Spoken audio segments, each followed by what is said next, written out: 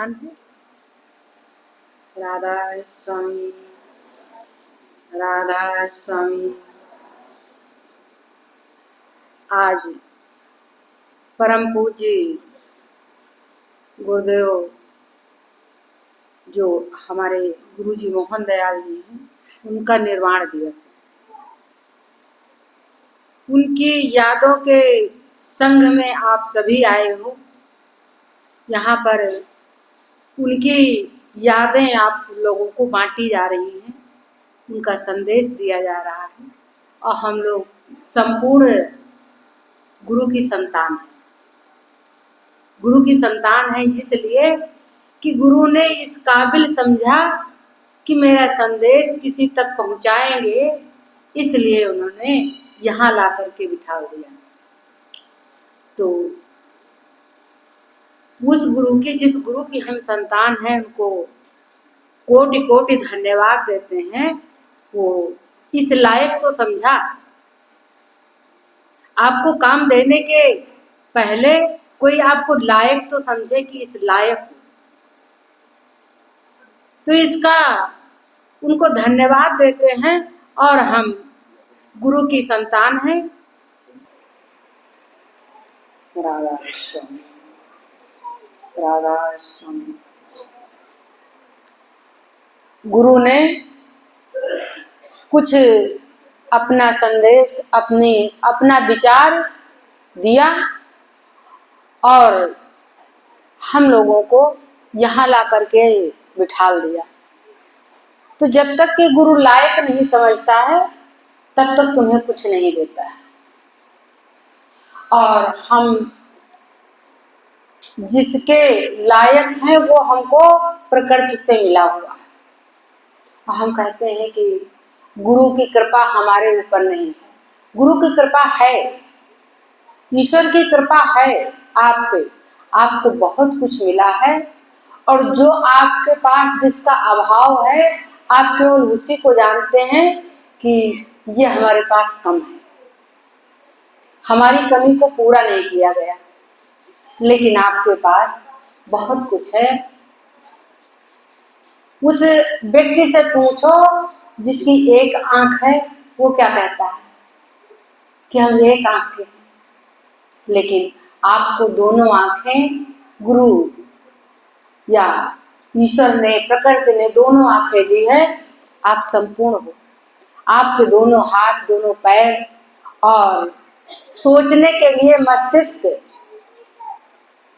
बहुत अच्छा दिया। आप सकुशल दिख रहे हो, स्वस्थ और सुंदर दिख रहे हो। इससे बड़ी दौलत आपको क्या मिलेगी? बाकी तो दौलत से कोई किसी का इच्छा समाप्त ही नहीं होती है। हर अगले दिन आदमी को और चाहिए, और चाहिए, और चाहिए। फिर भी गुरु क्या करता है? हमारे परम पूज्य मोहन दयाल जी ने एक शब्द कहा कि छोटा सा संसार है घर और परिवार का। घर में नहीं है शांति तो घट में कहां से लाओगे? ये उनकी यादें हैं जो आपको हम बता रहे हैं। वो यही हम लोगों को बताते रहते थे और इसके आगे बहुत कहाँ निकल जाते थे, कितना समझाते थे। और उनकी बातों को समझने के लिए हमने अपना मन, अपना दिमाग, अपना सर उनके चरणों में रख दिया। अब मेरा सर उन्हीं का है। अब इस मन से, इस हाथों से क्या माला अर्पण करें? अब तो उनको हम अपना सर ही दे दिए, सर उनके चरणों में रख दिए। अब ये सर कहीं किसी दर पे नहीं झुकेगा सिवाय आपके दर पे, और किसी दर पे नहीं झुकेगा। तो ऐसा उन्होंने हमको समझा और हम उनकी बातों के समझे। गुरु लोग परीक्षा लेते रहते हैं और हमारे गुरुजी भी एक बार परीक्षा लेने लगे। मुझे पता नहीं था, क्योंकि उनकी यादें आपको सत्संग तो अभी मिल रहा था और मिलेगा। उनकी यादें क्या हैं? एक बार परीक्षा में बहुत सारे लोग बैठे थे, तो हमको किचन में बुला लाए कि बेटा जरा भिंडी मेरे लिए बना दो। तो धनिया जीरा और ये सब भून करके कलौंजी और भिंडी हमारे लिए अच्छी भिंडी बना दो। हम कहे ठीक गुरुजी। का धनिया चढ़ाओ। हमने कढ़ाई में धनिया चढ़ा दिया। तो कहे अब यहाँ आ जाओ। तो हम कुछ सोचे नहीं कि गैस बंद करके जाएं कि ना जाएं, हम आ गए, धनिया चढ़ा के आ गए। और वो भी परीक्षा लेने के मूड में थे और हम समर्पण के मूड में थे। हम अपना आके वहां बैठ गए। वो उनका सत्संग चालू हो गया, सारे लोग बैठे थे। जब धनिया में आग लगी और जलने लगी तो कहा किचन में कुछ, क्योंकि उस अब रूम में उसमें विंडो नहीं है, पहले विंडो थी, तो वहां से किचन सीधा दिखता था। तो किचन में देखा कि जल रहा है कुछ। कहा किचन में कुछ जल रहा है। तो हम कहे गुरुजी धनिया। तो कहा तो फिर यहाँ क्यों बैठी हो? तुम कहे गुरुजी आपकी बात सुन रहे थे। तो फिर कहे जाओ। थोड़े दिन बाद कहे कि परीक्षा एक दिन आपकी ले। तो हम कहे हाँ गुरुजी जब मर्जी हो तब ले लीजिए। तो कहा परीक्षा में तो तुम पास हो गई। किसमें? समर्पण में पास हो गई। तो हम कहे हम गुरुजी नहीं जान पाए। तो उस दिन जब धनिया रखवा के हम आए और हम कहे अब यहाँ आ जाओ धनिया रख के, तो तुम धनिया देखने गई और एक बार हमसे बोली कि गुरुजी धनिया जल जाएगी, पहले उसको देख लें। नहीं बोली। तो तुम समर्पण में पास हो गई। कब कौन किस परीक्षा में गुरु पास कर दे ये तो उसकी कृपा जाने। ये उसकी कृपा जाने कि कब परीक्षा लिया और कब हम पास हो गए। और पास हो गए तो खींच करके यहाँ बिठा दिया लाके आप लोगों के बीच में कि गुरु से तो शिक्षा थोड़ी देर मिलती है, थोड़े दिन मिलती है, अब आप लोगों से हमको शिक्षा मिलेगी। उन्होंने खींच करके यहाँ बिठा दिया और इतने लोगों के बीच में बिठा दिया कि अब वहां शिक्षा लो जाके हमारी शिक्षा समाप्त होती। तो गुरु ने लायक समझा, अपने लायक समझा। किसी के लायक कोई नहीं होता है, जैसा होता है वो गुरु ने अपने लायक समझा और समझा तो यहाँ खींच करके बिठा दिया। ये गुरु की महानता है। अब गुरु की महानता क्या है, हम आए किस लिए हैं और गुरु हमारे जीवन में आया किस लिए। हमारे जीवन में जब हम संसारी होते हैं तो हमारे जीवन में खुशियां नहीं होती।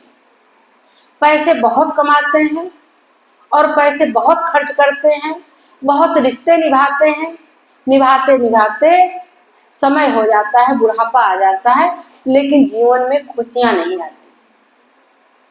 तो गुरु ने क्या काम किया, जब गुरु से मिलो तो तुम्हारे जीवन के कार्य को गुरु आसान कर देता है। गुरु और कुछ नहीं करता है, तुम्हारे जीवन के कार्यों को आसान कर देता है। तो गुरु जब मिलता है तो क्या क्या मिल जाता है, अभी आप सुनेंगे क्या क्या मिल जाता है।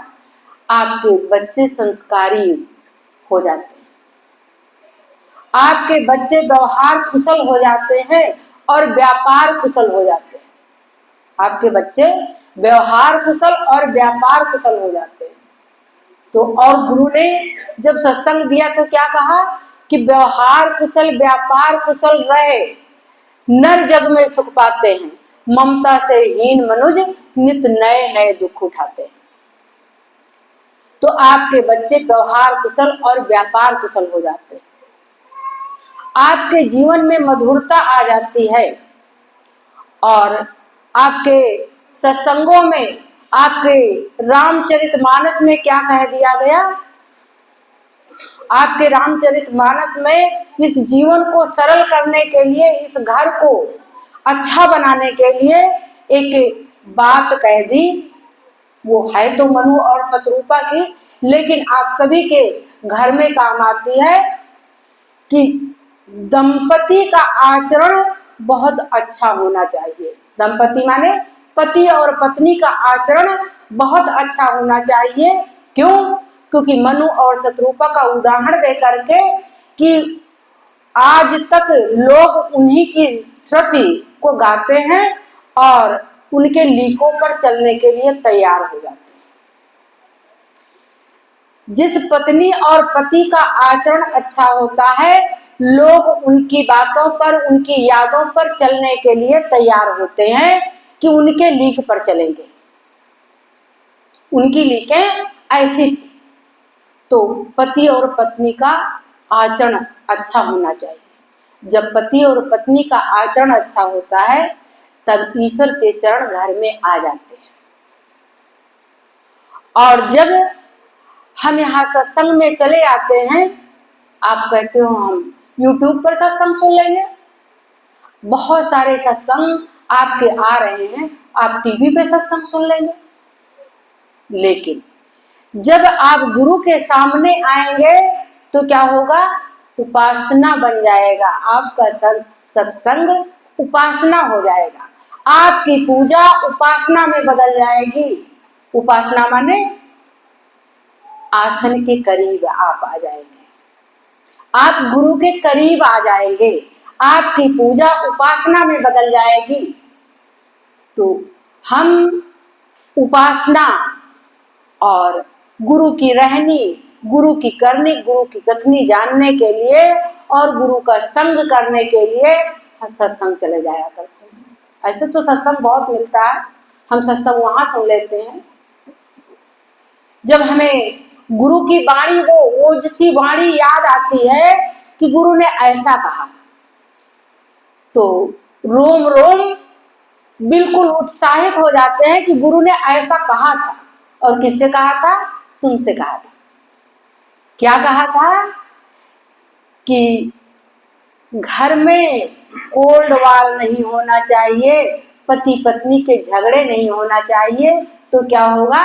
अगर पति पत्नी के अंदर सुमति होगी तो घर में संपत्ति आ जाएगी। जहां सुमति तहां संपत्ति नाना, जहां कुमति तहां विपत्ति निदाना।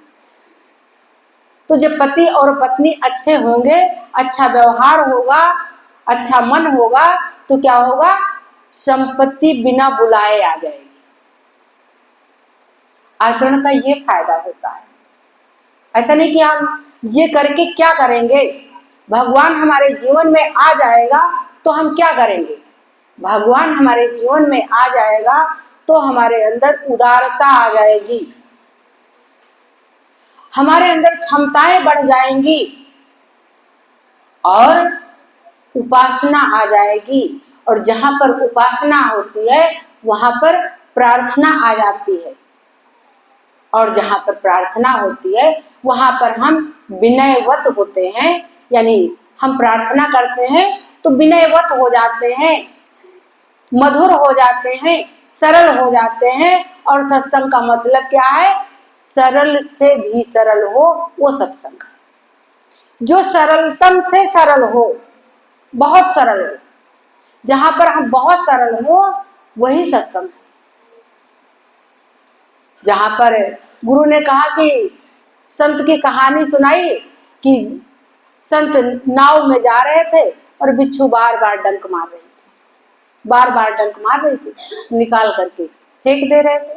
तो जो नाव में लोग बैठे थे तो वो कह रहे थे अजीबो गरीब ये महात्मा है, अरे वो डंक मार रही है और फिर उसको निकाल करके उसी में डाल देते, फिर वो नाव पे चढ़ के आ जाती है, क्योंकि उसको तो पानी से ऊपर चढ़ना था।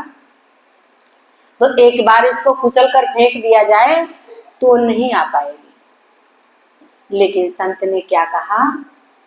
क्योंकि संत को लोगों को शिक्षा देनी होती है, तो उन्होंने कहा कि ये अपना स्वभाव नहीं छोड़ रही है तो हम अपना स्वभाव छोड़ दें क्या?